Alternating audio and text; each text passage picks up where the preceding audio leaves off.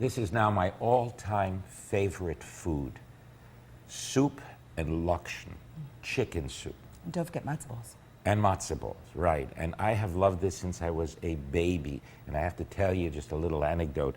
When I was 3 or 4 years old, I was sitting and having a nice chicken soup at my aunt's house and crying. And my aunt asked me, Michaela, why are you crying? And I said, because it's so hot. And she said, so wait till it cools off. And I said, but I like it like this. And ever since, I cannot eat chicken soup unless it's boiling hot. All right, Michaela, we'll give you boiling hot chicken Okay, soup. so we're going to prepare now a traditional chicken soup. So what are our ingredients? Okay, the first thing we have are chicken bones. And I'm going to tell everyone a secret from the Second Avenue Deli, although I guess it's not a secret if I'm telling you. A lot of restaurants will use, or a lot of home cooks will use bouillon. We don't. We use the bones, and this gives an amazing, amazing flavor. It also gives the soup a lot of body. You know, we have to have a soup with a nice body. How many chicken bones are we using? A pound and a half of chicken bones. I have some in the pot already. All right, so again, we're talking about 6 or 8 portions. Okay. And you can ask your butcher for some, or you could cut them away from chickens.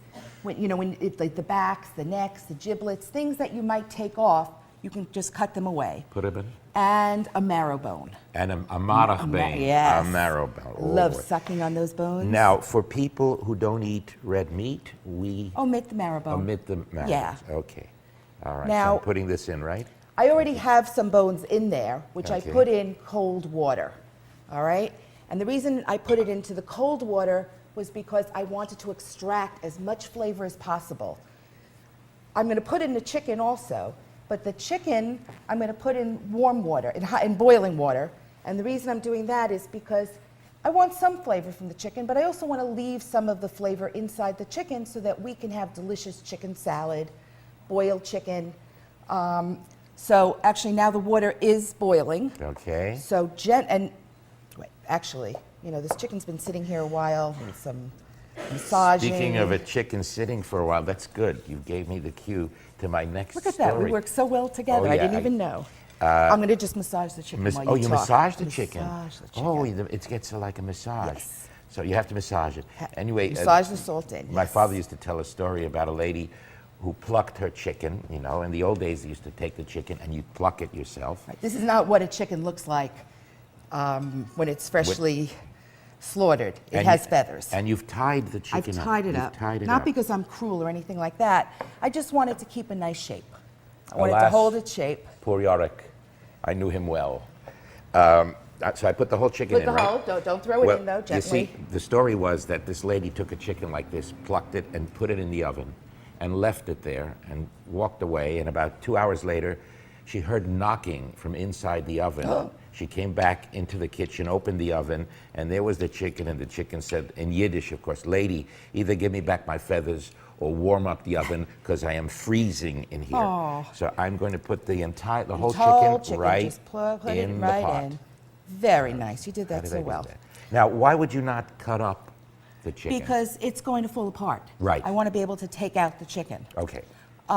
This is a parsnip. One parsnip. Beautiful parsnip. Okay. And the parsnip, I know you like your chicken soup sweet, right? See, exactly. Hot and sweet. Now, I come from the Polish parsnip tradition. is sweet. Okay, and some, prefer their, how many carrots? I put in 2 small carrots and 1 large, and I'm also throwing in some garlic. Okay. I know the peel is on it. It doesn't matter because we're going to strain it. 2 cloves of garlic? 2 cloves of garlic. See, I love everything sweet, like sweet gefilte fish, sweet soup, sweet challah, because I come from the Polish tradition. I'm putting in onion. I know the peel is on. I didn't forget. I'm not being lazy. The peel will give it a nice golden color. So that's the reason for the peel. Well, 1 large or a couple small, nothing exact. And do you know what this is? Other than an ugly... I'm going to take a guess. It's a vegetable. Oh, you're very good. This is a celery root. It is a celery root. And it has a nice, strong celery flavor. Okay. And to peel it, since it's so... It's not perfectly round or anything like that. It's just easier to cut it off. Okay, so this is 1 celery root. 1 celery root. And I noticed the pot now is filling up. It's almost going to overflow. Do we remove some water at some point? But I'll show you what we're going to do. It's okay, because water is going to evaporate. All right. I'm putting in some whole peppercorns. All right, little peppercorns. About half a teaspoon of peppercorns. Right. A bay leaf, which we're going to fish out at the end when we strain the soup, because you don't want to eat the bay leaf. We don't want to eat No. it. Just one bay leaf, that's it? One bay leaf. We'll smell this. Ooh, It's lovely. very flavorful. Yes, okay. And 2 little cloves. 2 cloves. 2 little cloves. Goodbye, little cloves. Goodbye. Now, what is that in the corner there? It's a turnip. I'm going to put that in too. Right, because that I remember my mom used to put turnips. And you don't you don't clean it? You or- don't, it's clean, yes. These have all been pre-washed. Right, you don't have to. Okay. And you might notice I'm not putting salt in, not because I have anything against salt, but this chicken soup's going to cook for like 2 hours. Right. And the flavor is going to concentrate, and if I put in salt now, it's going to get only saltier. Too salty. So Okay. we will put the salt in at the very end. And All the right. dill will be at the end too. And we have dill at the end. Now, My mom also... Can you just, while you tell me this, can you just hand me that bowl? I sure And can. because while you're talking, I want to show you. Do you see all this stuff on top? Right? Okay, we are going to skim it. Okay. And I we think only- somebody's coming to arrest me for putting that chicken in the way I did. Oh. Well, the chicken, it's not that the chicken was too cold, it's not looking for its feathers. Okay. All right, so I'm just So you're skimming. skimming off the this, top. This scum, it's, little pieces of feathers that may have stuck to, that may have still been on the chicken. Right. And some of the proteins, and this is the scum that just floats to the top, and we want to get rid of, because we want it to be a perfectly clear soup. I was going to ask you about that. How do you get the soup to stay clear and Okay. not foggy So one of them is, we'll only have to do this once or twice while it's cooking. while it's cooking? Okay. The other way we're going to get it very clear is by not boiling it. So actually, when you said you like it boiling hot, that Right. word wasn't 100% correct. You like it very hot, but not boiling. Right. Because once this comes to a boil, we're going to let it simmer. Simmer means, if you think of boiling as hysterical laughter Okay. on the surface of the water, boiling is like little giggles. Like giggles, Giggles, yes. giggle. So All right. once the soup comes to a boil, we Yeah. watch it and then we put it on a simmer, A simmer, just a low flame. and then so it just a remains little- simmering for a until couple it's of ready. hours. Okay. But when the chicken is ready, after an hour, we're going to take the chicken out so that we can have delicious chicken and let the bones still cook. Now, I'm going to give this to you. Okay. And we have some soup that was made. And So this eventually let me will br- look like this. This will look like that. And let me just bring this over there to get this Okay. out of the way. And we'll continue cooking it. How am I doing so far, by the way? This is going to be As the it- best soup because you're my helper. Thank you. Okay. Okay, let me bring this over here. So we've got the soup itself. The soup itself. And we have also put in, we haven't actually. Oh, we but- didn't put in flanken Right, here. I was going to ask you about I that. have flanken in this soup. Okay, because I love And- flanken, which oh, we have flanken, don't worry. is also called spondere sometimes, suppenfleisch, and it's basically wait, Zuttenfleisch? Suppenfleisch, you know, meat of the soup, but it's also known as short ribs, right? Right. If you purchase it, Flanken, you're short buying ribs. short ribs. Okay, so you see, because the chicken was whole, we can get big pieces out. Right. All right, so let me just take out some of this chicken. And we can use that for chicken salad. We can have boiled chicken, soup chicken. We're going to use, we can cut up pieces, put it in the soup. Now, because we had the chicken tied the way we did, it will not fall apart. Right. This one was Okay? not tied. And there is the flanken. Here's the flanken. Right there. You know, my mom you and like grandmother flanken. also sometimes would put in a tomato Ooh. in the soup. She would sometimes put in celery and sugar, Sugar, really? Yeah. I have to try that. because I loved sweet soup. Now we're going to strain this. I have a ladle here. We're going to strain it. Okay. And now, why are we straining it? Because we want to get we want it to be perfectly clear. We want any of the sediment out. Okay. And Let me get this out of the way and that out of the way, and I have some already strained soup. And And burn. at the very end, we also put some dill in. So I'll put the dill in here. It only has to be in there for like 5 minutes. I tied it so we can just pull it right out. Okay. Okay, why don't you bring me that mixing bowl? Here we go. I like having someone to boss around and ask to do things. That's what I'm here for. Okay, Here we go. all right, I need the eggs. All right. You could just dump that in the pot, The eggs in the bowl. 4 eggs. 4 eggs in the 4 bowl. eggs. We are now making matzo balls. Matzo balls. Okay. Okay. And can I have the schmaltz? The schmaltz. The schmaltz. Now, And we're going to make schmaltz. schmaltzy matzo balls. Now, Pour it in there. you can use oil, but why would you? You're going to pour in 1/3 of a cup of schmaltz. Go A ahead.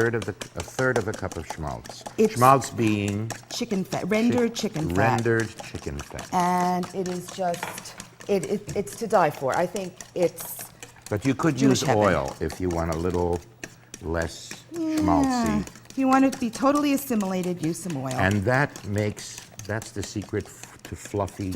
Well, no, this is the secret.